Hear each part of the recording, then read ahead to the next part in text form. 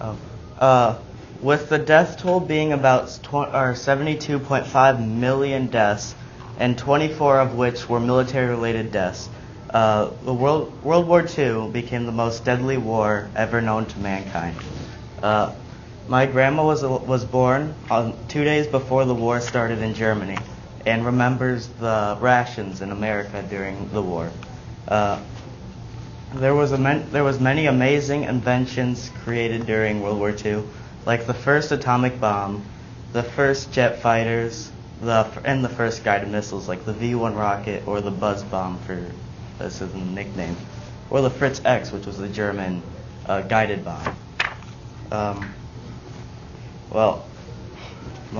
The most dangerous job in World War II was considered to be part of a bomber crew, actually, and you had to work a 25-hour missions until you were done with your deployment, and then you had a 25% chance of surviving through to the 12th to 14th mission. So, yeah, and for example, the 8th Bomber Command in the UK, it was normal for them to lose about 30 bombers per mission, which equated to about 300 men. One of the bombers that had a really interesting story was the Memphis Belle. It's really well known for being the first bomber to actually, it was the first bomber in the European theater to make it all 25 missions without losing a single crew member.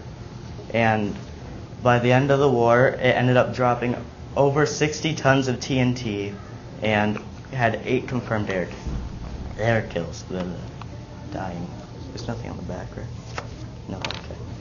Okay, story from there is the pilot, Robert K. Morgan, pulled up when a German Luftwaffe fighter that was a Focke-Wulf 190 came straight at his plane, and he heard a report from the rear of the plane, aka the tail gunner, that the tail was on fire.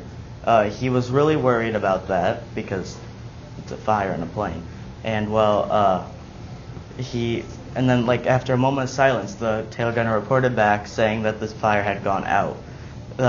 Morgan later stated that it was the sweetest music he had ever heard when that gunner said that. Another story is from a similar plane called the Ye Old Pub. It was commanded by a pilot named Charlie Brown, and he was flying a mission, and one of their engines got taken out by flak, which is anti-air fire that explodes in midair and shrapnel goes into the plane, causing the engine to die, and the bomber lost the other part of the squadron. So they were quickly surrounded by 8 Luftwaffe fighters, and when the plane appeared to be going down, they pulled off. What happened was Charlie Brown lost consciousness and claims to have woken back up and been able to pull up right before they hit the ground.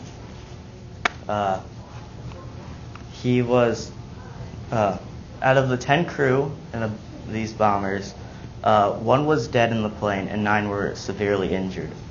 The German ace named Franz Stigler, he was flying a Bf-109 Luftwaffe fighter, and took off when he saw the bomber to try to shoot it down. When he caught up to the plane, he expected the tail gunner to fire like they usually do, and nothing happened. So he got closer to the plane and realized it was severely damaged and that the tail gunner was dead. He was very shocked by the damage and tried to escort the B-17 to a German airfield, but the pilot did not understand what Stigler was saying, so he continued flying. So instead, Stigler escorted the American B-17 bomber to an Allied airfield, or as far as he could go, until he had to return for fuel. They became friends. Charlie Brown tried to find that Luftwaffe fighter after 40 years after the war, and ended up finding him. They became friends until they died in like 2012 or something. And so, while the B-17 bombing and all the strategic bombing was dangerous during the Second World War, it made for very interesting stories and heroic stories also. And also, like the last story proves that not everyone is so bad at, like, not the enemy's not always bad. And well, also another thing is that Stigler later stated that he'd never seen a plane that badly damaged and still flying. And so he felt, and he remembered something from his training, from that his commanding officer said that if he ever shot someone in a parachute, he'd shoot him himself. So he thought of the B-17 like that and did not fire. And also another thing was that when Stigler did this, he was one bomber kill away from getting the Knight's Cross, which was a very high-ranking honor in Germany at the time. So those were just two of the stories, and there's so many more that are out there. And there's some worse than that, and there's some better than that. So that's it. What's this? I'm gonna just stuff it. You don't want my note cards, do you? Okay.